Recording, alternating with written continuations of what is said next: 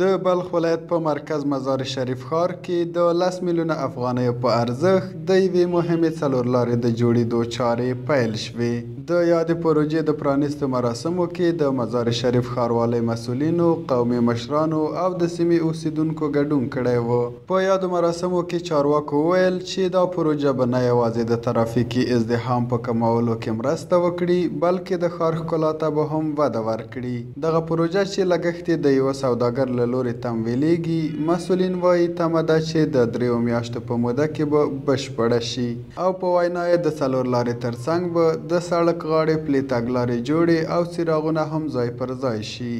این چوکی است که امروز شما شاهد ازی بودیم که شاروال صاحب افتتاح کرد. این بسیار یک چوک مدرن و مجهز به چی روز و استانداردهای روز جور میشه که لاین‌های رفت و برگشت داره و همچنان چهارراهی بعضی مشکلات خود در قبل داشت که فعلا در این چوک فعلا مد نظر گرفته شده. این مرفوع گردیده که در مدت 3 ماه و با بودجه 10 میلیون افغانی از طرف شرکت فرنلاین گروپ تطبیق میشه. دغه څلورلارې چې د کابل مزار پر لویه لاره جوړیږي، حیرتان سوداګریز بندر، مولانا جلال الدین محمد بلخي نړیوال ډګر او د مزار نوی ښارګوټی له مزار شریف ښار سره نښلوي. په یاده غونډه کې د مزار شریف ښاروال قاري عبدالرحمن همت وایي ښار کې 18 څلورلارې شته چې ډیره یې د تیرې ادارې پر مهال په غیر معیاري بڼه جوړې شوي دي. خو په خبره دوی هڅه کوي چې په نورو پروژو سربیره دا څلورلارې پراخې او بیرته په اساسي بڼه له سره ورغوي. موږ تقریبا دلته د مزار شریف په ښار کې 18 چارایګانې لرو یا څلورلارې چې تقریبا د استه استه په تدریج سره کار په شروع دی. موږ دې ته ژمن یو، وعده ورکوو د مزار شریف د قدرمنو ښاریانو ته چې انشاءالله د مزار شریف په ښار کې چې کوم څلورلارې دي یا چوکونه دي یا پیادهروونه دي یا ګلدانونه دي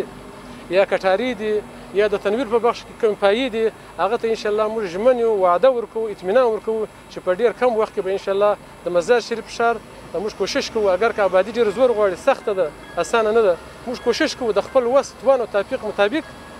چې مزار شریف ښار یو ښکلی ښار او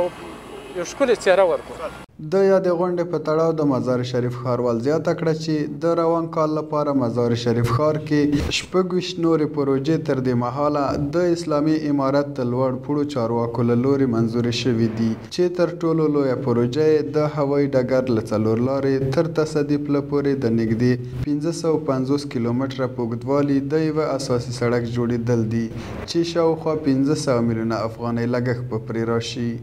د پولې تصدي څخه هم بیا تر دې چارایي باندې چې موږ او تاسو نن دلته ولاړ یو، دا تقریبا